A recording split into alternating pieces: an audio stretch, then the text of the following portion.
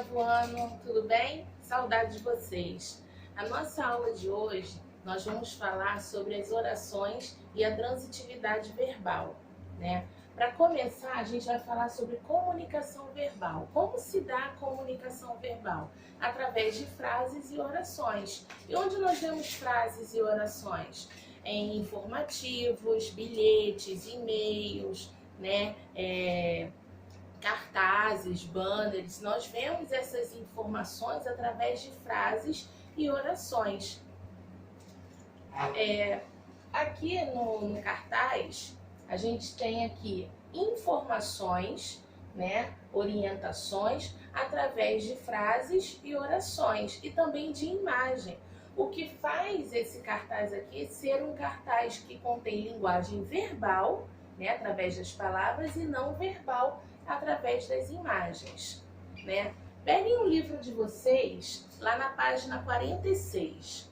No livro de vocês, na página 46, tem um texto intitulado Lei 4.237. Esse texto ele contém apenas palavras, né? Essas palavras, elas nos dizem o quê? Que esse texto é um texto verbal, apenas verbal, não contém imagens. E a única função dele é transmitir essas informações para o leitor. Aproveitem e realizem essas atividades aí após esse texto, essas atividades interpretativas, na página 47 e 48. O texto está na 46. Aí, agora que nós já entendemos de onde vem, né, que a comunicação verbal se dá pelas orações e pelas frases, a gente vai falar de frases e orações, um pouquinho assim mais específico, tá bom? As frases, combinadas em uma unidade de sentido. As frases são unidades de sentido, elas têm sentido. Elas passam uma mensagem, tá?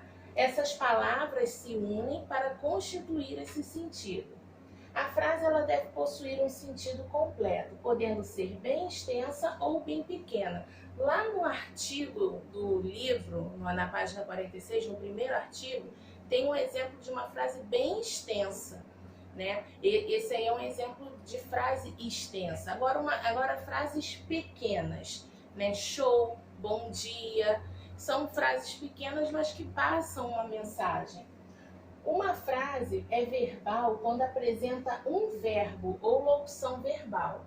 Assim, podemos dizer que essa frase verbal tem uma oração. Tem um verbo, eu tenho uma oração. Tenho mais de um verbo ou mais de uma locução verbal, eu tenho mais de uma oração. A quantidade de verbos é que vai me dizer quantas orações eu tenho.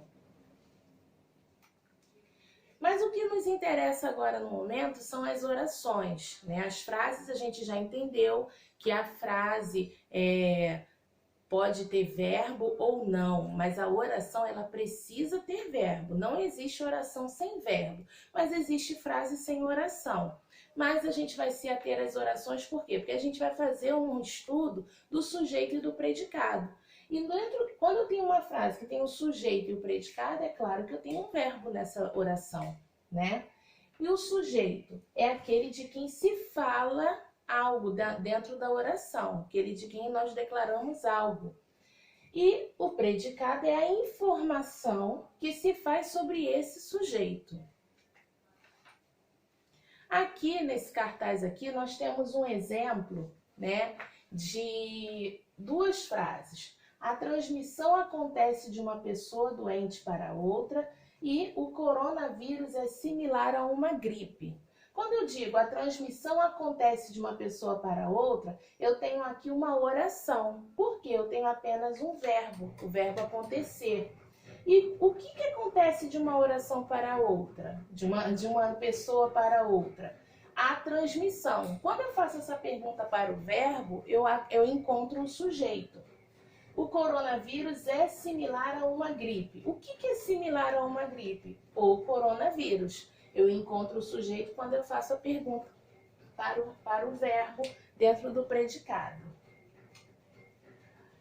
Agora que nós já sabemos, né, sobre a frase, o sujeito, eu tenho o sujeito, eu tenho o predicado e eu tenho o verbo, esse verbo, ele tem uma transitividade, é a transitividade verbal. Os verbos, geralmente, eles precisam de um complemento verbal, para que tenham sentido. Há verbos também que não precisam desse complemento. É o caso aqui, ó. Os verbos que precisam de complemento, eles são chamados de verbos transitivos. E os verbos que não precisam desse complemento são chamados de verbos intransitivos. Vamos entender. Lá no cartaz tinha alguns verbos assim, lave as mãos, cubra o nariz, né? E esses verbos, eles são transitivos. Por que são transitivos? Porque se eu chegar para você e falar apenas assim, lave, você vai perguntar, lave o quê? Aí, quando eu faço esse tipo, lave o quê? Lave quem? Cubra o quê? Cubra quem? Quando eu faço esse tipo de pergunta ao verbo, esse verbo é transitivo. Quando eu falo assim, João caiu, quais são as perguntas que eu faço para esse verbo aqui? São as mesmas do de cima? Não. Então, esse verbo não é transitivo.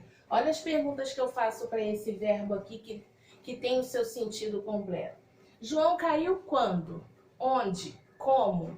Essas perguntas são perguntas circunstanciais, são perguntas que indicam outras circunstâncias. Não indica o complemento para você entender o verbo.